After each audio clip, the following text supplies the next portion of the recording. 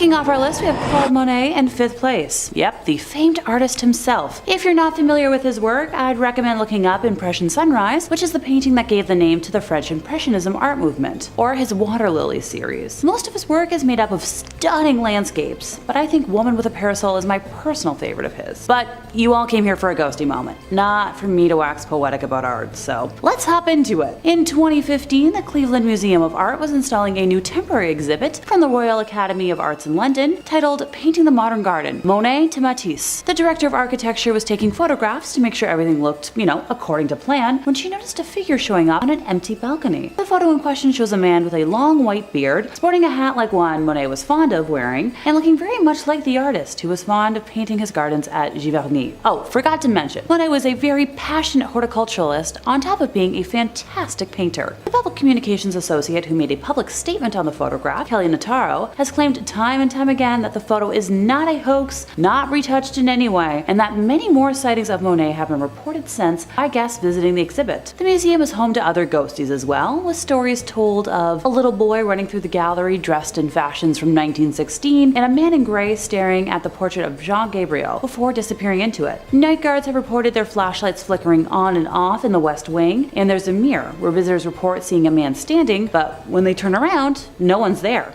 Fascinating to me that Monet chose a small museum in Cleveland to appear in, and not the Musée in Paris that's, dedicated to only his art. Maybe he felt cozy amongst all the other ghosts. Or perhaps he's traveling the world to make sure his art is safe? Let me know in the comments what you think. In 4th place, we have the Grey Lady of Hampton Court Palace. I guess I should probably introduce her formally to begin with, Dame Sibil Penn. She was a servant at Hampton Court to 4 Tudor monarchs, being the nurse of Prince Edward and also Elizabeth I, nursing her through smallpox before succumbing to it herself in 1562. Sightings of her ghost began being reported in 1829, when the church of the palace was rebuilt and her tomb was moved. I'd probably be ticked as well if I had been resting for that long and then was disturbed. I'm pretty cranky as a person if you wake me up from a deep sleep. Trust me. Once upon a time, I accidentally roared at a friend who was trying to wake me up. Not my finest moment. Anywho, soon after being so rudely disturbed from her grave, strange noises of a person working a spinning wheel were heard through a wall at Hampton Court, which led to the discovery of a previously unknown chamber containing an antique spinning wheel. My inner fairy tale nerd is screaming right now about Charles Perrault. Don't mind me. The photograph we're specifically discussing today was taken in 2015 by Holly Hampshire, age 12, who thought she was taking, a fairly routine picture of her cousin Brooke McGee, also 12, during a day out at the 16th century home while in the King's apartments. Just gotta capture those selfies. The girls didn't realize what they had encountered at the time and only made the discovery when looking through their photos a day later. Okay, now before anyone calls bull on this, it's pretty dang realistic. I know I still haven't looked through every photo I took on my most recent vacation, and those photos are almost a week old now. The photograph shows a tall woman with dark flowing hair, cloaked in a full-length black and gray gown. This is the only time someone has been able to successfully capture her on camera. She's been spotted many times over the years. Just don't confuse her with any of Henry VIII's wives, since they're also quite fond of haunting the place on a regular basis, with Jane Seymour and Catherine Howard being the most commonly spotted. Jane can be found on the Silver Stick Stairs, which once led to the room where she met her unfortunate end after giving birth to the perfect heir, while wild child Catherine can be heard screaming through the haunted gallery, where it's believed that she broke free of her guards after her initial arrest in a failed attempt to reach her husband to plead for her life. Hey, maybe the Now Museum should play host to a touring cast of 6 to see what'll happen. I'd be willing to fly out for that. In 3rd place, we have the Brown Lady. I swear this isn't going to turn into a list of spooky ladies identified by the color of their gowns. I promise! According to legend, the Brown Lady of Raynham Hall is the ghost of Dorothy Walpole, the sister of Robert Walpole, who is generally regarded as the first Prime Minister of Great Britain. She was the second wife of Charles Townshend, who was notorious for his violent temper. The story says that when Charles discovered that his wife had committed adultery with Lord Wharton, he punished her by locking her in her rooms in the family home, which is, you guessed it, Raynham Hall. She remained there until her death in 1726 from smallpox. The first recorded claim of a sighting of the ghost was by Lucia C. Stone during a gathering at Christmas of 1835 when she observed the Brown Lady because of the dated dress she wore. The following evening, another guest claimed to have seen the Brown Lady again, later reporting that on this occasion he was drawn to the Spectre's empty eye sockets, which were dark in the glowing face. These sightings led to some staff permanently leaving Raynham Hall, and you know what? Valid. The next reported sighting was made in 1836 by Captain Frederick Marriott, a good friend of Charles Dickens and the author of a series of popular sea novels. It is said that Frederick specifically requested that he spend the night in the most haunted room of Raynham Hall to prove his theory that the haunting was caused by local smugglers to keep people away from the area, and not by an actual ghost. The first 2 nights he slept with a personal safety bang device under his pillow and encountered nothing. If you didn't get what I'm referring to, just ask someone in the comments. On the 3rd night, his final evening, 2 young men knocked at his door very late at night as he was undressing to go to bed and asked him to step over to their room at the other end of the corridor and give them his opinion on a collector's item that had just arrived. As they were leaving the room, he brought his personal safety device, joking that it was in case he met the brown lady. When the inspection of the item was over, the young men declared that they would accompany him back, joking yet again about the brown lady. And this is where I warn y'all, if you tempt fate, fate will deliver. The corridor was long and dark, since the lights had already been extinguished by that point in the night, but as the group reached the middle of the corridor, they saw the glimmer of a lamp coming towards them from the other end, and assumed it was from one of the women in the home visiting a nursery. For context, the bedroom doors in that corridor faced each other, and each room had a double door with a space between, as is the case in many old-fashioned homes. Frederick felt uncomfortable being undressed around women, so out of modesty, slept within one of the outer doors with the guys, in order to conceal himself until the lady should have passed by. As my roomie would say, what a distinguished gentleman.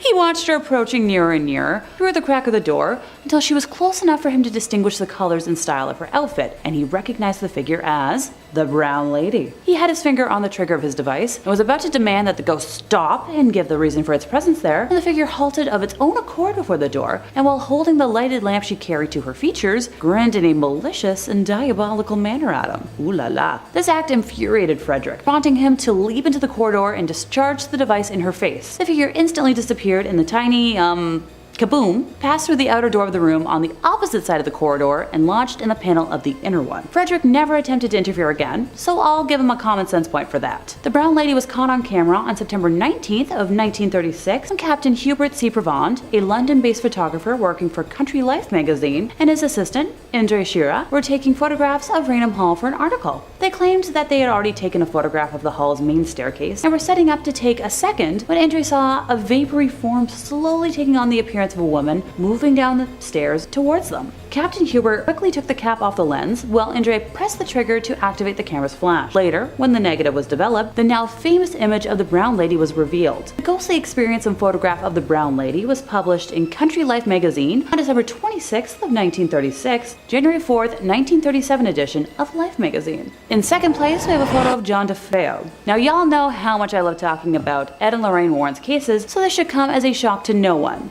If anyone needs a quick briefing on the Amityville Horror House and not the movie, here goes it. On November 13th of 1974, during the very early morning hours, Ronald DeFo Jr. ended his entire family and claimed that the demonic voices told him to do it. I'm talking both parents and 4 siblings. Look, I can't say that I've never joked about ending family members when I'm frustrated, but this is a bit too extreme for my liking. Oh, and about a year after that slaughter, a new family moved into the home, but fled after just 28 days, claiming it was haunted beyond any way to live in it, describing slime oozing from the walls, windows that would suddenly shatter, instances of levitation, and more. I'd be here for like an hour if I went into full detail. The image I'd like to highlight today was captured by Gene Campbell, a professional photographer who was part of the team who worked with paranormal investigators Ed and Lorraine Warren, who were called in by the Lutz family during the horrors they experienced while, still trying to live in the home. Gene had set up an automatic camera that took infrared pictures to capture the second floor landing during the night. It features what appears to be a young boy with white eyes, believed to be John, who is peeking out of a doorway. George Lutz revealed the Amityville Ghost Boy photo. George Lutz revealed this photo on the Merv Griffin Show back in 1979, 3 years after it was taken.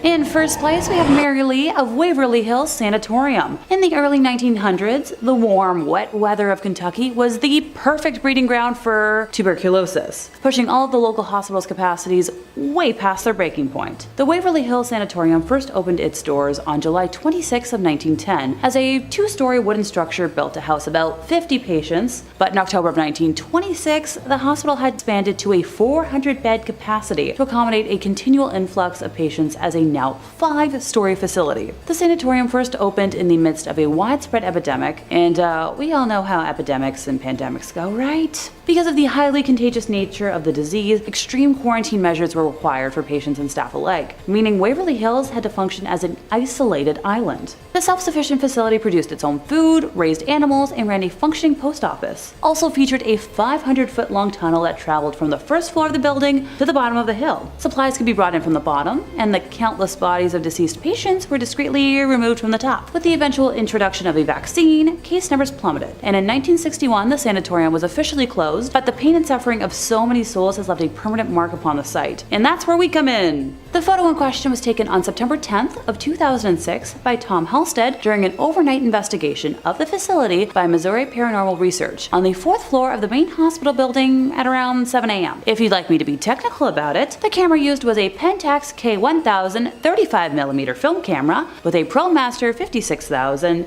extendable flash. Black and white 400 ISO film was used, and according to data provided, the camera settings were at about 1/60th of a second speed with an f-stop of 5.6. As one can see, on the right of the frame there appears to be the apparition of a young woman with dark hair and a white nightgown or dress. With the death toll from the institution being well into the thousands, one could worry that she would never be identified. But we do have a lead. She is believed to be a young girl named Mary Lee, based on a photograph that was found of a similar looking girl signed "Love Mary Lee" on the back. One source claims that she is the legendary nurse who allegedly went the way of the rope necklace in room 502 after learning she was pregnant by a doctor and had tuberculosis. If you visit the sanatorium today for one of their ghost walks, you'll be sure to encounter her amongst the spooky residents that never leave. Walking Dead. My first true tale of phantasmic terror comes to us from Reddit user Jalcott. Answering a question posed in the thread, nurses and doctors of Reddit, what's the weirdest and most paranormal thing you've ever experienced? Hospitals already seem pretty haunted as is, so it's no surprise that there was so many good answers. But Jalcott stood out. Take a listen. I'm a psychiatric nurse, and early on in my career, I worked at a residential mental health facility. One of our residents was an elective mute, which means that he didn't talk, but there was no medical reasoning as to why. He had spoken earlier in his life, and in fact seemed quite normal back then, with the exception of being close to 7 feet tall. He'd been raised in the deep south and joined the army when he was 19, but one night he vanished. He was declared AWOL, and eventually he was declared missing, and later officially declared dead. However, 10 years later, a 7-foot-tall man walked into a Virginia hospital ER in my part of the Midwest and said to the receptionist, "My name is Marion Deschênes, and I've been dead for 10 years. And according to the Redditor, those were the last words he ever spoke to anyone. He had shown up to the hospital covered in dust and wearing an old uniform that he'd been wearing the night he vanished. His social security had not been used at all, and he had no ID on him whatsoever. However, via fingerprints, they were able to identify him.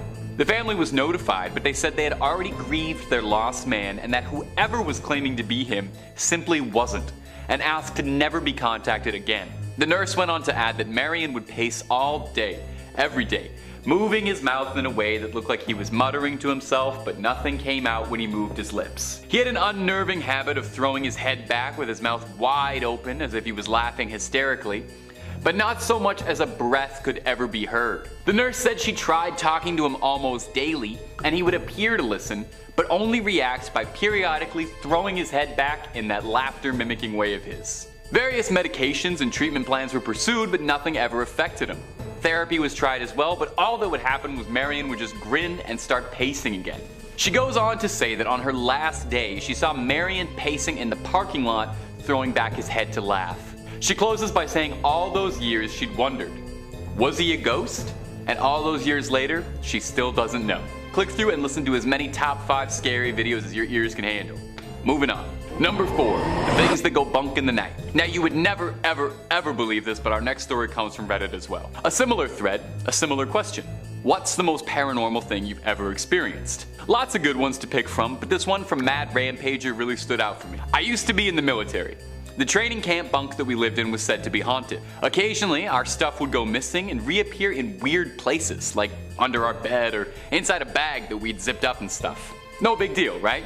Weird things happen, and I mean human error and all that. Well, then came the instance that freaked everybody out. It was night after lights out, and my friend was on his phone texting his girlfriend. Most of us had been drifting off to sleep and we were lying on our beds when suddenly my friend heard the shuffling of feet from the corridor. So, thinking that it was our sergeant, he quickly hid his phone under his pillow, rolled over on his side, and tried to get to sleep. What happened next still chills me to the bone to this day. While he pretended to sleep, he heard someone right behind him at the other end of the bed saying, "Don't worry, you can continue to pretend to sleep." I could have dismissed this as a figment of his imagination, except me and 5 other people around him heard it.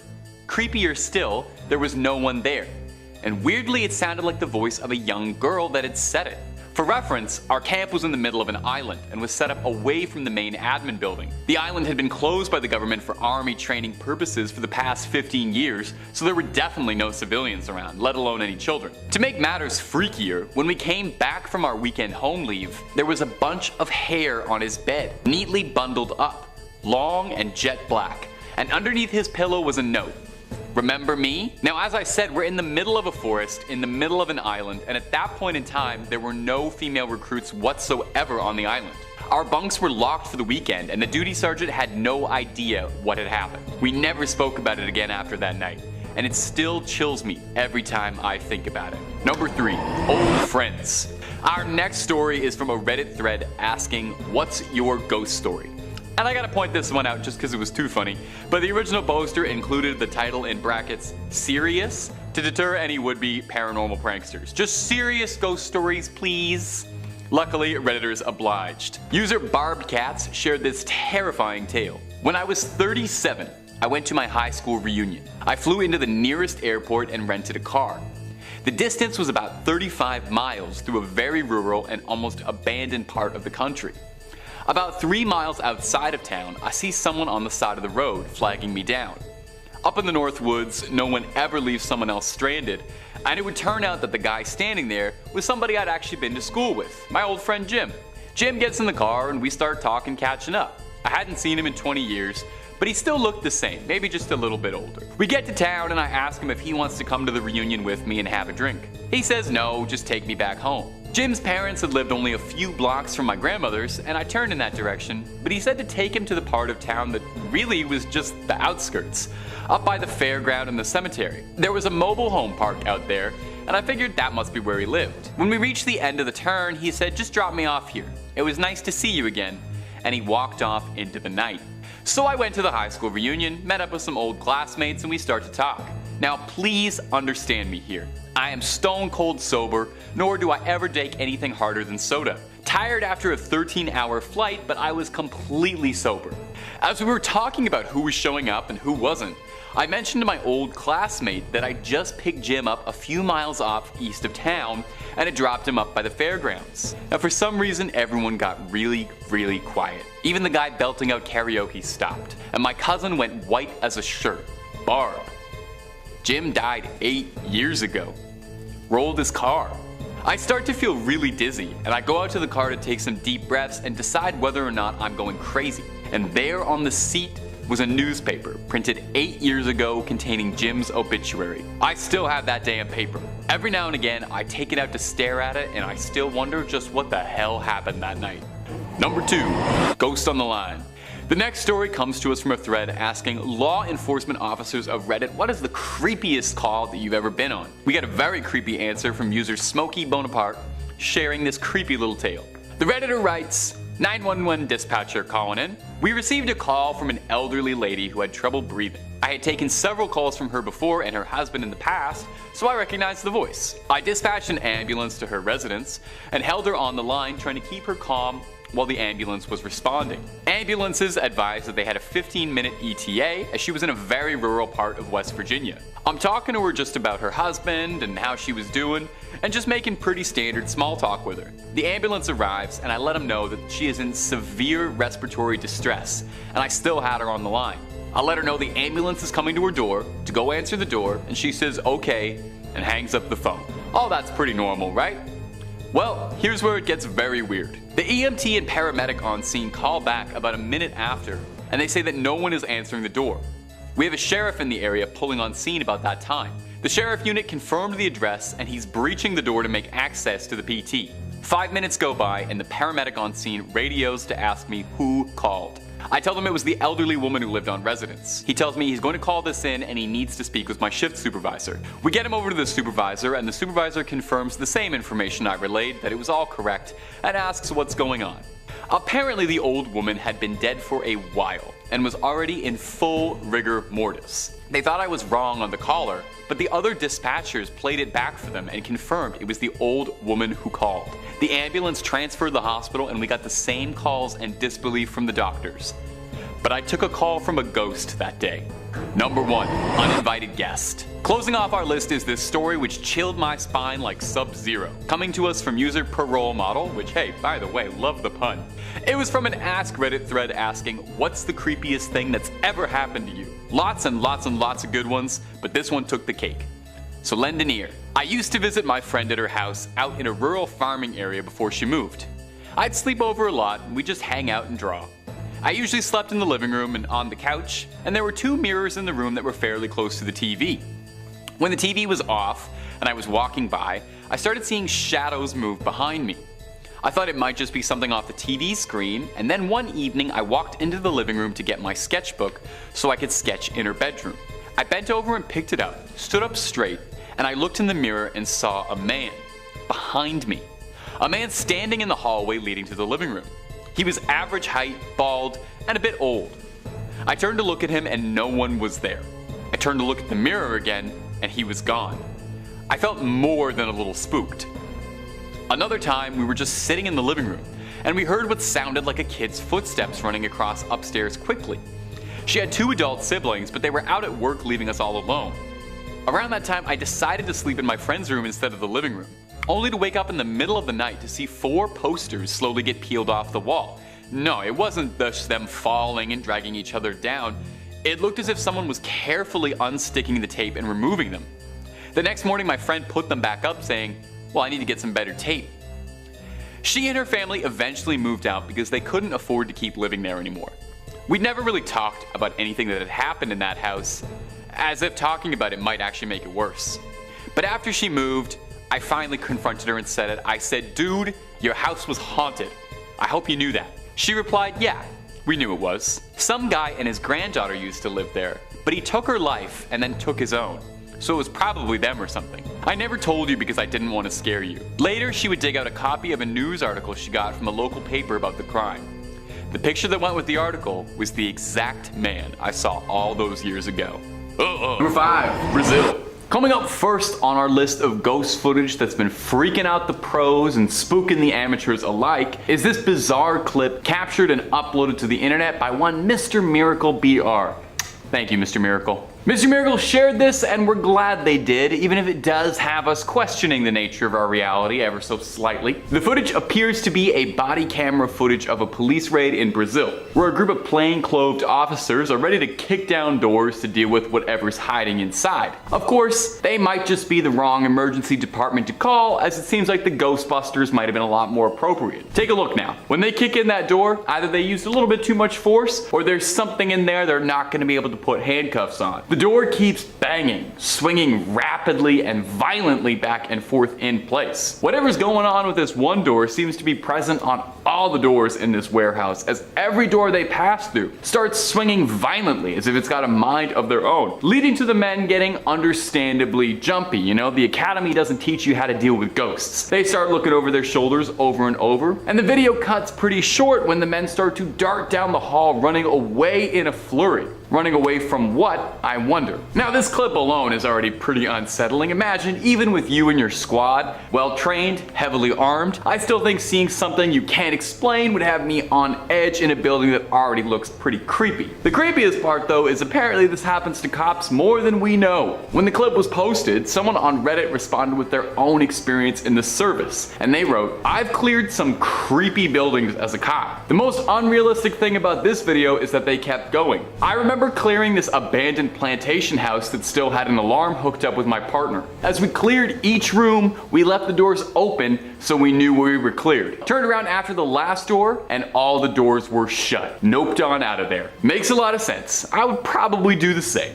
And if you're looking for way more videos about ghosts, goblins, ghouls, and basically everything freaky above the sun and below it, Top 5 Scary is the place to be. Hit that subscribe button, please tickle that little bell if you wouldn't mind, but do that after this video because we got way more ghost sightings coming up for you right now. Coming in at number 4, back in the late 1930s, on an especially dark evening, a nun was driving a school bus filled with children home after a field trip. They were heading down Shane Road, but when approaching the railroad crossing, the bus abruptly stalled out on the tracks. Most of the students were sleeping, so the nun was quietly attempting to start the engine back up when a train emerged, seemingly out of nowhere, as its headlamp was burned out. Something that hopefully won't happen anymore. It was too late to evacuate the children, as the train was moving way too fast. The nun, desperately and frantically, turned the key, making one last attempt to restart the bus, just as the train smashed through the bus, cutting it in half. The nun was thrown through the windshield, but miraculously survived. The rest of the folks on the bus weren't as fortunate and passed from the event. A few weeks later, the nun, guilt-ridden and heartbroken, returned to the site of the accident, filled with guilt and wanted to end her life. She parked her car on the tracks and sat there, waiting for the next train to come along. Later, when a train came into sight, speeding down towards her, in the same way as that tragic night, the nun began to hear some familiar voices. Then,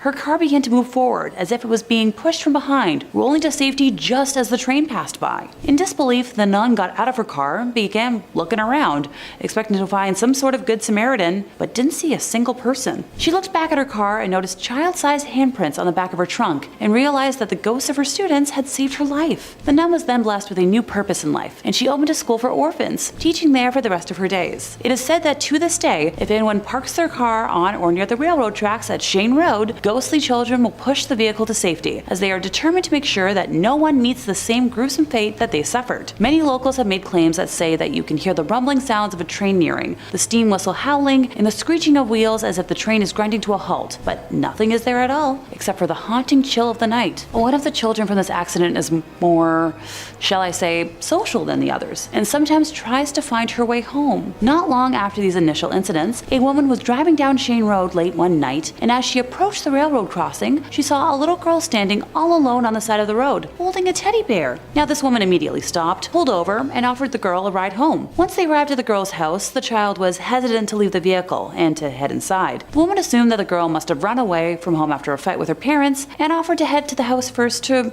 reassure the family. When the woman got out of the car, she looked back to give the child a reassuring smile, but the girl had completely vanished. She quickly reopened her car door, but no one was there. However, the seatbelt was still fastened. The photo evidence we have from this tale shows the little girl waiting by the tracks, just wanting to get home. Our next weird clip for you is going to be this footage that was uploaded to the Ghosts subreddit. It's got investigators talking and viewers pausing to try and understand just what's going on. And a shout out to the Ghosts subreddit. Thanks for doing most of the heavy lifting on my job. Now you might think that ghosts and spirits only come out to play at night, but when the weather's nice, even the ghosts and ghouls and all things malevolent come out to soak up some rays. Let's give that clip a quick watch. Did you see it? Kinda hard not to. The white specter rushing by the side of the house. The user posted this with the caption, "Coworker caught this outside of his house and we're speechless," and it's easy to see why. What is it that's been caught on camera sprinting by that house? Now there's definitely something mysterious here. I get the same vibe off this mysterious entity that I do like the Fresno night crawlers, to shout out one of my favorite cryptids and unknown paranormal mysteries. I can't explain what's happening, and I know there's probably a reasonable scientific explanation, but I'm not finding it right now. Now, not everyone is as convinced as me. I'm very easily swayed. Some commenters had suggested that perhaps this could be a small animal like a monkey running by really fast, or a parrot flying by really fast. You'll have to let us know down below in the comments whether or not you think this was proof of a spectral entity caught on security, or if this is just a funny little creature monkeying around. For what it's worth, and I think we should take this seriously, I think a monkey could be a ghost. As far as I know, monkeys can become ghosts. I've never seen someone disprove this. I've never seen someone prove this either, but this might be that proof we need. In second place, we have Johnny Johnson. While Toys R Us may no longer exist as a physical store in the United States, I think, I'd like to travel back to the 70s when it did. Located in Sunnyvale, California. No, not Sunnydale. No Hellmouth here, I don't think. Toys R Us decided to build a store over the property of a former ranch. Honestly, pretty normal sounding so far, right? Staff and customers alike began to report multiple incidents of what they believed to be a haunting, ranging from hearing their names whispered to them or feeling cold breezes and seeing objects moving around on their own. The woman's bathroom, in particular, seemed especially spooky because the sink's faucet taps would turn on by themselves. Oh, and some female employees said they experienced what felt like some invisible being playing with their hair, which... In 1978, psychic Sylvia Brown held a seance there for the first time, determined to identify the entity. The ghost haunting the store allegedly revealed himself as Johnson. Johnson's ghost told Brown that he was a preacher and a ranch hand in the 1880s on what was then the Murphy family farm. He spoke with a mild Swedish accent, and his first name was either John, Jan, or Johan. 10 out of the 16 people assembled there for the seance said they heard a high buzzing noise when Sylvia was supposedly listening to the ghost. The ghost told her that he had been in love with Murphy's daughter Elizabeth, who ran off with an East Coast lawyer. Old news clippings say that Johnson accidentally hacked his leg with an axe while carelessly chopping down trees and met his end from the injuries. Sylvia repeatedly went back to the Toys R Us to communicate with Johnny, who she called the most stubborn, ornery, argumentative ghost she'd ever met in her book, stating that she had tried many times to explain to him that his lifetime as Johnny Johnson had ended. Apparently, Johnny got so frustrated about being told that he had passed that he gave her the ultimatum that if she ever brought it up again, he would go silent. Sylvia let the matter drop since she and the ghost supposedly had a quasi-friendship where they would chat about the annoying and noisy kids who frequented the store. A 2007 piece on Snopes, which if you're unaware of, is a pretty legitimate fact-checking site, featured a woman named O'Brien who had worked at the store for over 18 years stocking shelves, claiming that she didn't believe in ghosts, but when you feel a breeze behind you or someone calls your name and there's nobody there, funny things happen that she just couldn't rationally explain. The report talked about dolls and toy trucks leaping off the shelves, balls bouncing down the aisles, and children's books falling off the racks. Baby swings would move on their own. The folks at Toys R Us say they've tried to explain it logically, but they've got nothing. Johnny was captured on camera in 1978, casually leaning against the shelves while the group that was there for the seance is shown sitting. Now that the store is no longer a Toys R Us, it has housed a Spirit Halloween, which feels fitting for some weird reason. Number 1, the Arizona truck ghost. You ask any man of the road, ask them if they've ever seen anything strange up there, and they'll tell you everything. And this next clip is just more fuel for that fire. William Church is a truck driver who was driving down Arizona State Route 87 on March 11th, and he saw something he couldn't explain. And this time, it wasn't just the heebie-jeebies from one too many coffees and a Slim Jim for breakfast. He spotted something spectral on the road that was recorded by his dash cam, and he thinks this translucent figure was something not of this world. You can see the lines through the legs making a figure, Church told Fox News. Now there are some locals who believe that the highway itself is haunted. It was first built in 1927 and stretching across approximately 273 miles. There's a good bit of tragic history on Route 87. It's been described as one of Arizona's most treacherous roads, and as such, countless fatal car accidents have occurred on this particular stretch of land. Could it be that because of this, there's spirits still trapped on the long, lonely road, wandering around looking for a home they'll never be able to return to? After Church's video was uploaded and went a bit viral, viewers reported that they'd seen a lot of supernatural activity around Arizona's highways. If I'm ever traveling through Arizona, I think I will take a boat. Perhaps. One of Arizona's many plentiful boats for its vast and teeming rivers and lakes. That's what everybody knows about Arizona. It's a really wet state, right? Really wet state. Kicking off at number 5, Wentworth Woodhouse. Back in December of 2017, a group of investigators known as Soul Reaper Paranormal headed out to Rotherham, South Yorkshire to Wentworth Woodhouse, a 17th century private estate that is notorious as a paranormal hotspot. The paranormal investigation team did an entire sweep of the 23,000 square yard building, but within just 2 minutes of being there, they caught this perplexing footage.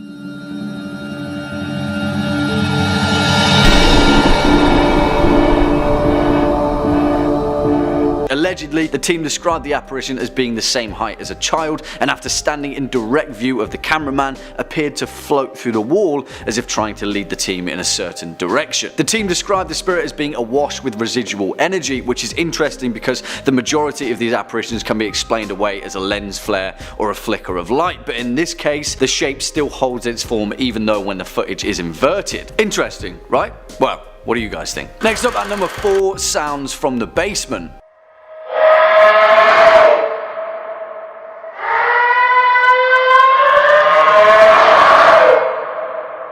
Admittedly, this is an audio video, so I'll give you fair credit for feeling a little cheated. However, the content of this minute-long YouTube video is so strangely disturbing that I just had to make this list. Published over a decade ago in 2007, YouTuber Don Garvey responded to a homeowner that had regularly heard strange, unsettling noises coming from their basement, and so, along with a paranormal investigation team, set up some rudimentary audio recording equipment in the basement to see what was going on.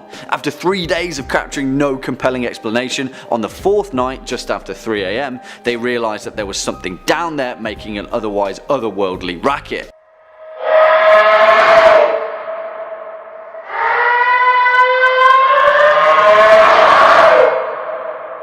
Now, Don has defended this footage for over a decade, regularly explaining that the footage was completely unedited other than being amplified, and maintaining that he still has no explanation for the ghostly sound. Either he's got one hell of a poker face, or he really did capture the wailing of a disturbed spirit. Coming in at number 3, Dreamwater Lounge. And we're going back to England again because we all know that's where the spookiest stuff happens, right? In 2015, some pretty unnerving CCTV footage was captured at the Dreamwater Lounge wine bar in Stockton Heath, Cheshire, following decades of reports from staff of strange happenings on the property who regularly complained of an unsettling feeling throughout. Well, at 1 minute 15, the CCTV camera captures what appears to be an incredibly clear silhouette of a figure moving throughout the corridor before disappearing and the camera shaking back to normality. Well, horror fans, I've got to be honest with you, the reason that I chose this clip for our number 3 spot, right in the middle, is because, well, it's a fake. A very good fake, but still an obviously doctored piece with some very clear tampered editing to propagate a paranormal story. Remember, it's important to be vigilant when facing the unexplainable. At 37 seconds when the lights cut, it appears to rain on the camera. However,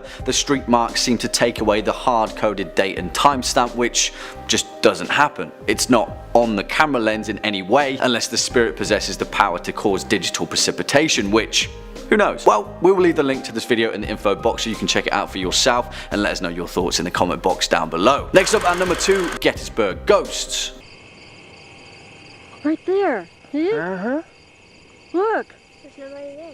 Which, compared to our previous point, is definitely a video that myself, as well as the majority of the internet, find incredibly difficult to explain away because it's just so weird, and the perfect example of a difficult to explain ghost video. This is heralded by many as the most genuine paranormal footage ever captured, and has held that title ever since it was filmed way back when, in November of 2001. Husband and wife duo Delia and Tim Underwood were visiting the triangular field at Gettysburg on a day trip with their grandchildren, when after filming the site they noticed something appear along the tree line. Shapes, figures, almost too clear to be true figures of what appeared to be American Civil War soldiers moving in formation. Now, I'm going to level with you guys, I've tried to look as critically as possible at this footage and I'm still stumped. The video quality is low at best, which would make any post editing pretty obvious. There's none of that. Other than several very unlikely lens flares, I don't have an explanation. Check it out for yourselves and let us know your thoughts in the comment box down below. And finally, at our number 1 spot,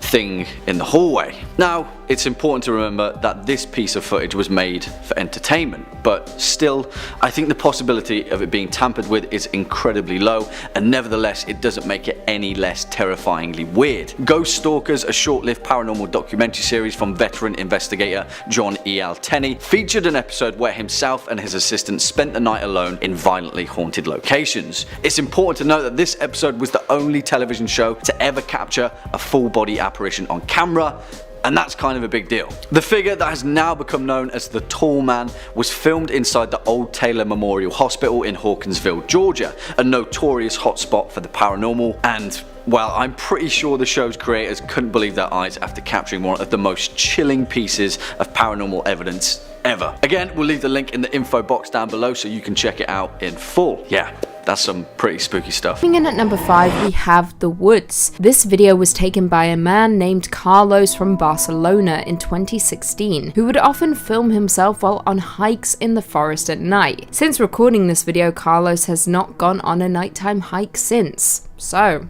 let's proceed. The video begins with Carlos walking down a pitch black trail before hearing twigs breaking all around him. If that wasn't spooky enough, he begins to turn his camera. From ahead of him, to behind him, and once again, ahead of him. However, when the camera faces front, we can see a figure in the darkness, dressed in black with white hands and a white face. Carlos turns and begins to run, as you would. He makes it to a clearing before stopping and panning the camera down, where we can clearly see the figure, once again, this time standing next to 3 cement blocks and staring up at Carlos. Carlos moves once again and this time takes a seat. Not sure why, but once again the figure emerges from a clearing. Thankfully though, Carlos finds a hole in the side of a cliff that he crawls into. He waits before peeking out and seeing that the coast is clear. So he exits. However, when he turns around to face the hole he just crawled out of, the face of a woman can be seen. Carlos runs and he never looks back. Why would you ever go on a nighttime hike in the first place and record yourself? It is beyond me. What do you guys think though? Do you believe this video is real, or is Carlos fooling us all? Classic Carlos. Coming in at number 4, girls see ghost and run. Now this video begins with a mother filming her 2 daughters who are seemingly eating dinner at a small child-sized dinner table. It's quite adorable actually, but I digress, because suddenly the older daughter, who is facing the kitchen, which is pitch black, becomes very distressed, appearing to look off at something in the distance and crying. The other girl, who has her back facing the kitchen, turns around multiple times asking, "What? Seemingly seeing nothing from within the shadows. However, the older daughter is clearly distressed, looking back and forth between the kitchen and her mother, saying things like, "It scared me, I'm scared." The other sister attempts to reassure her, telling her everything's okay, but it doesn't seem to help. The mother keeps questioning her daughter as to why she is scared, but she doesn't give an answer. The young daughter, however, keeps looking back, sees nothing, and then begins to laugh like a crazy person, which is arguably one of the most terrifying parts of the entire video. Children laughing. Not for me. The mother asks once again, "What are you scared of?" with the daughter pointing to the shadows in the kitchen. However, it all becomes too much for the daughter, who breaks down in tears and leaves the table, heading over to her mother. The younger daughter once again turns around. This time though, she finally sees whatever it is her sister was so scared of, and screams a blood-curdling scream, shoving the table and running towards her mother. So what did the 2 girls see? We'll probably never know, and frankly, I don't think I ever want to know. Coming in at number 3, we have the abandoned house. A ghost hunter named Adventure Allah in Saudi Arabia filmed himself exploring a supposedly haunted house that is now completely abandoned. Now I should preface this point by saying that viewers of this video have been quick to point out ghosts, jinns, demons, and even strange creatures lurking within the video. But the question is, can you spot them? Well, let's proceed. The video consists of the man exploring the abandoned home. However, throughout the video you can hear loud banging coming from different locations within the house. He roams around opening doors but seemingly finding no one. However, the banging continues. He follows the sounds, but they continue to avoid him, with the noises appearing in the previous location he was in. When he investigates, it disappears. However, arguably one of the scariest parts of the video comes when he hears a noise coming from inside a room, leading to a wardrobe. He attempts to open it, but to no avail. However, the doors then open and then seemingly close on their own. This continues for the duration of the video, with him catching seemingly stable and heavy objects moving around on their own, with loud banging coming from various parts of the house. What do you guys think though? Real or fake? Coming in at number 2, we have the Sally House. Now this one comes to us from BuzzFeed Unsolved. For those who don't know, BuzzFeed Unsolved is a documentary web series that first aired on YouTube back in 2016 and has subsequently run for 11 seasons. The show follows Ryan Bergara and co-host Shane Madej, who discuss unsolved crimes, haunted places, alleged demonic possessions, and historical occurrences. Now in this specific episode, they investigate the Sally House in Atchison, Kansas. Now a quick backstory of the property: the Sally House was built in the mid-1800s and is believed to be haunted by a little girl named Sally, who died in the house during an appendicitis surgery. However, it is now believed that the house is haunted by multiple spirits and evil entities. The house is said to be the most haunted house in all of Kansas. As of today, it's standing vacant because nobody wants to live there. So, of course, this is the perfect location for Brian and Shane to visit. The pair head into the kitchen with a flashlight sitting on the kitchen counter. Shane continuously begs for any of the ghostly entities to turn on the light, while Ryan begs that they don't. Shane then says to the spirits, "If you don't like us, turn the lights on." The light then turns on out of nowhere. To make matters worse, they both approach the flashlight once again, stating, "Please turn the lights off, spirits." And what happens? The light goes off. Very creepy indeed. And finally, coming in at number 1, we have Dalhousy Castle. Helen Parker is an Australian news reporter reporting from the Dalhousy Castle in Scotland, a castle which is notorious for being haunted. However, Helen, a skeptic, decides to explore the location alone to prove everybody wrong. When you think of an 800-year-old castle, you think ghosts, spirits lurking the stone halls, distressed spirits haunting the tunnels. However, for Helen, she has never believed in ghosts or spirits. So, at 2 AM, she decides to go to the dungeons alone. Just her and her camera. Brilliant idea, Helen. Perfect. She sets up the camera facing a handful of tables, herself, and creepy looking armor. Helen herself is facing the only door in the room. She starts off by saying that there have been no signs of any ghostly entities in the dungeons, just as she predicted. However, Helen makes a terrible mistake by beginning to taunt the supposedly ghostly residents. She refers to the castle as hocus pocus before saying maybe there is no such thing as ghosts whatsoever. However, just moments later, Helen leans back in her chair, examines the room, before a handful of bangs can be heard from behind her. Helen then screams and runs from her chair. She then grabs her camera and leaves, telling the ghost, I'm going. So what exactly happened? According to Helen, during the experience, she felt, I quote, an intense electrical feeling down the right side of my face and head. Number 5. The Invisible Guest. Our first clip today was posted to Reddit and it's a delightfully strange one. It's CCTV footage of a security guard working in Buenos Aires at a hospital late at night around 3 AM. Now traditionally that's kind of like the witching hour, but like no big deal or anything. Anyway, take a quick little look at the clip for us.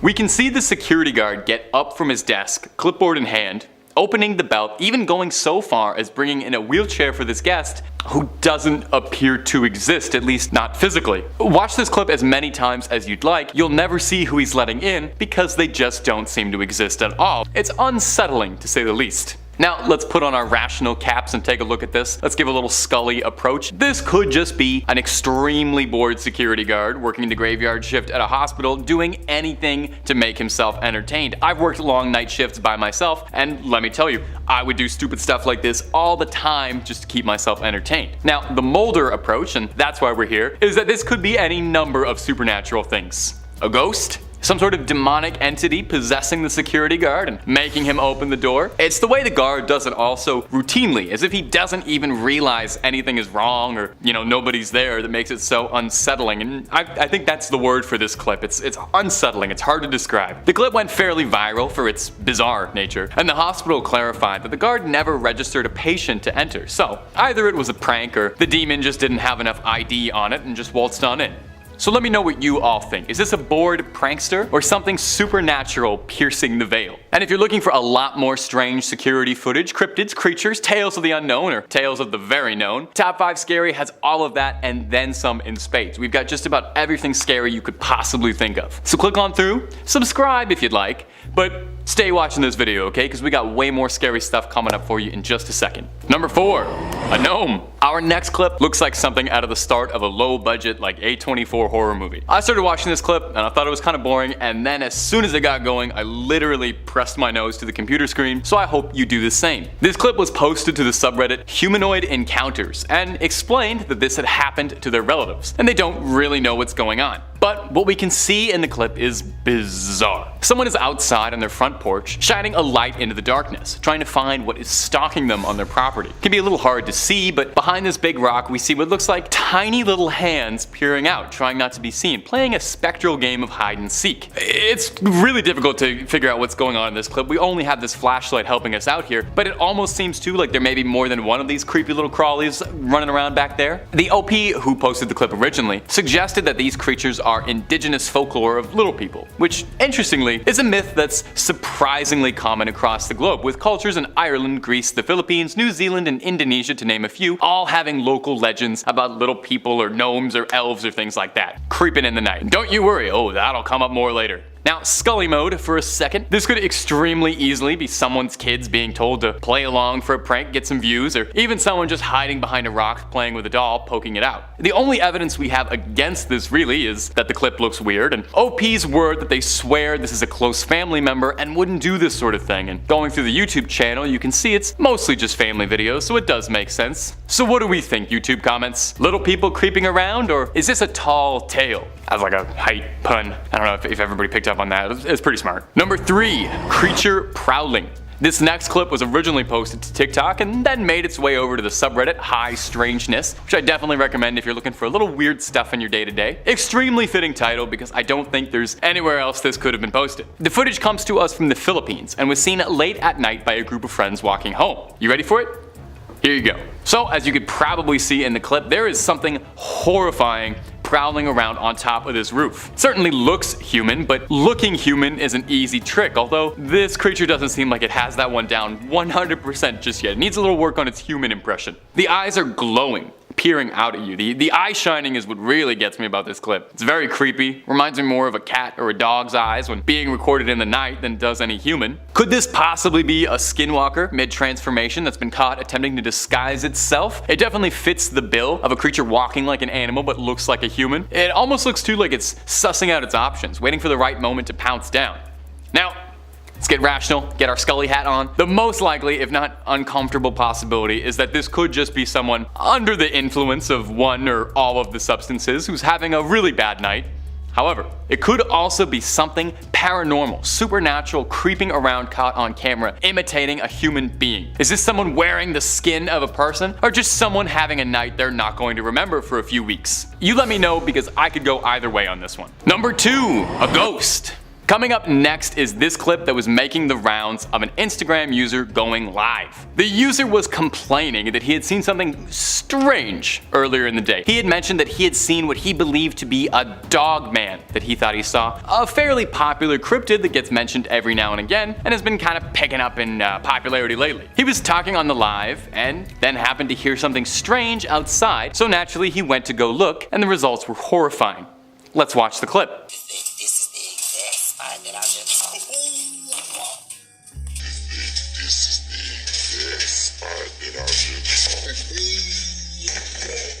Did you see it? Well, we can roll it again if you didn't. At around a minute into the clip, when the user was going live, he hears something strange and goes in to check on what it was, and we see something rush by, if only for a second, that doesn't look like it came from this world even a little bit. It looks like a tall creature running by on its hind legs, and I'm gonna be honest, I immediately thought it was a werewolf. It kinda has that werewolfy vibe. Here's the thing about this one. Either this video is one of the best fakes I have ever seen, with a fantastic creature effects budget and some real impressive practical effect wizardry, and it's got an actor who really knows how to sell being scared, or this is actually something that happened to a real terrified guy and we caught his reaction live. I think it being on Instagram Live lends a little bit of credibility, I think, since it makes these things a lot harder to fake when you have to do it live. Ask any stage production. The thing doesn't seem like it's someone in a costume either. The silhouette looks all wrong. It really just does look like it was a werewolf caught on tape. Scully mode. I don't know. I don't know. I don't know if I have one. Molder mode. That is a werewolf. Full stop. That's a real werewolf. Why don't you all let me know down below in the comments what we think that might be down there, but that's a werewolf. I don't know if you're gonna be able to convince me otherwise. At number 1, the Costa Rica creature. Now, I spent a long time looking at some weird CCTV footage, door cam, blurry cell phone footage, trying to find something just weird and freaky to show you all for this video, and well, I think I've saved the best for last here. This footage was captured from a ring light security camera, and it's maybe one of the scariest things I've seen in a hot minute. Now, you take a little look-see for me, and I don't blame you at all if you need to scroll down to hide in the comments. It's safe there.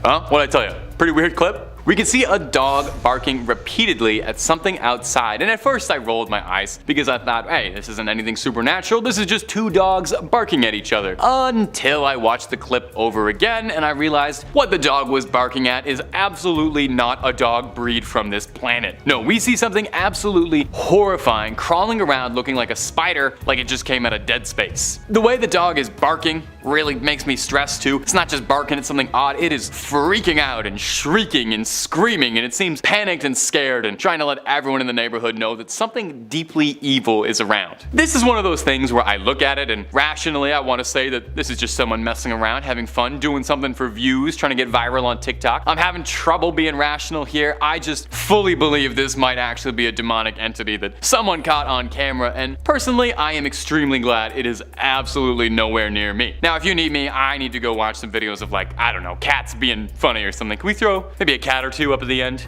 A nice cute little guy, little palate cleanser for everyone. Getting off at number 5, body of a pig. Demon, ghost, spirit. This one's for you to decide, but according to paranormal investigator Devin Raymond, who uploaded this video to his own personal channel way back in 2007, whatever it is has a special message for all of us.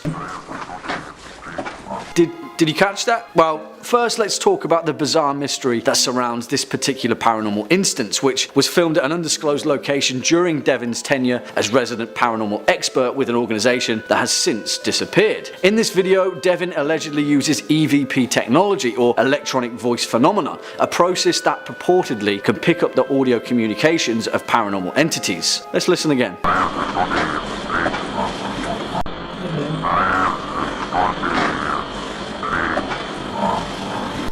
Yeah, what do you think of that? Next up at number 4, the Ghost Girl.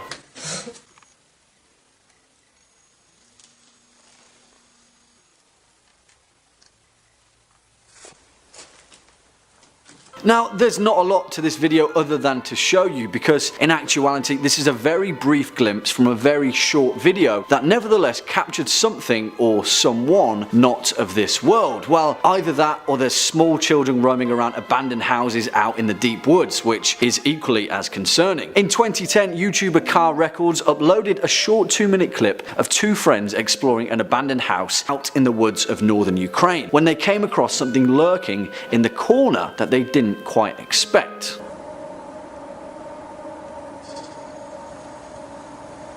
After initially being startled by something not so apparent, the uploader later slowed the video footage down to capture the face of what appears to be a young girl. Now, I get it, a lot of this video is exposition and people have claimed that the girl is just a photograph or a cardboard cutout, but I don't know about you, but I'm pretty sure I saw that thing blink. What do you guys think? Coming in at number 3, Ghost in the Kitchen. You may have caught our poltergeist video from earlier this week, but there's one video that stood out as a little bit more unexplainable, shall we say, or explainable depending which way you look at it. Uploaded by YouTuber Je suis un petit pois in 2007, which, if my French is up to scratch, means I am a little pea, which captured footage from 2 days worth of film in Altrincham, Cheshire at a suspected home under paranormal activity. Let's take a look.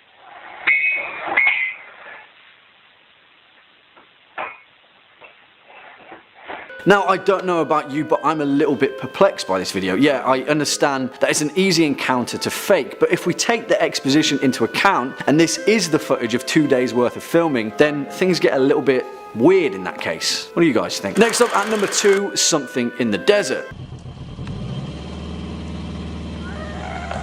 Now, I'm not going to lie, this is possibly one of my favourite paranormal videos on the internet, purely for the fact it's completely and utterly mind-bogglingly weird. It's a simple premise: a group of young friends are driving a truck through a desert in Saudi Arabia when they stumble across a strange person, creature, entity. Well, of course they whip out their phones and start filming, because that's exactly what people do in the 21st century.